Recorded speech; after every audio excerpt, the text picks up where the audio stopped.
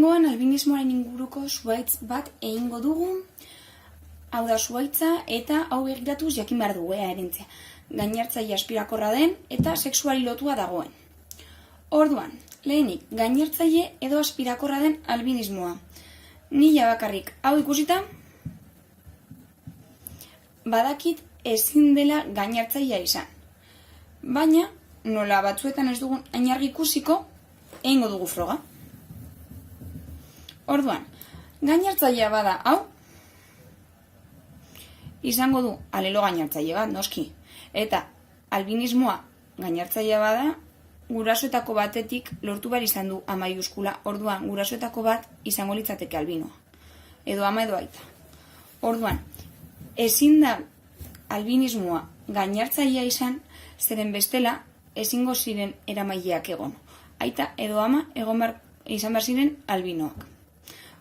Orduan, honekin ja bakarrik badakigu hau. A izan behar duela, albinismoa ez izatea gainertzailea dela, orduan albinismoa aspirakorra, eta badakigu genotipoak, ohiko genotipoa daukaten guztiok A maiuskula bat izango dute behintzat, eta gurasoak nola batekin ja izango zen nahikoa, baina bi seme alaba albino dituztenez, bakoitzetik lortu behar izan dute, guraso bakoitzetik alelo aspirakor bat. Orduan, bestea badakigu dela A maiuskula, zeren ikusten dugun fenotipoa da albinismo gabekoa. Orduan, gurasoak izan behar dira A maiuskula, A minuskula. Gameto hauek sortu alizateko.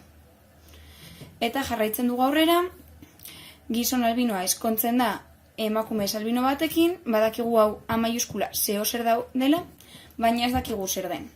Baina ikusita ondorengotza hau albinoa denez, izan behar du A minuskula, A minuskula. Beraz, amak izan behar du A maiuskula, minuskula.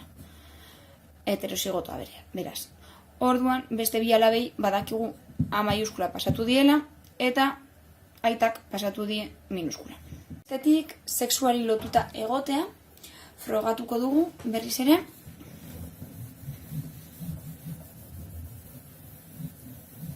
Naiz eta ja itxuratzarra izan. Zergatik? Zeren gurasoek beti pasatu egiten diete euren alabei isa. Hau isa albinoa bada, bere bi alabek jaso dute isa hau.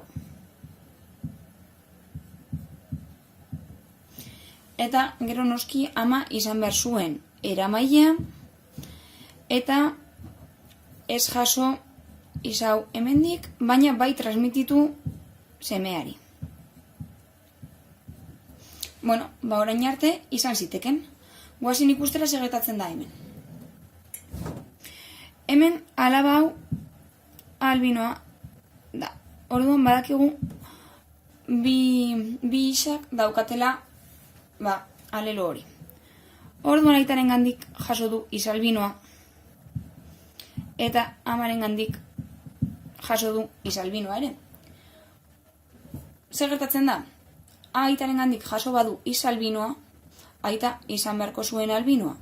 Zeren isa bakarrik daukaten ez gizonezkoek ezin dute eramaileak izan.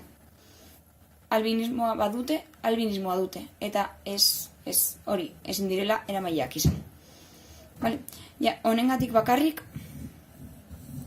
ezin da isari lotutako edo sexuali lotutako herentzia izan. Espero dut ulertu izana eta balio izatea.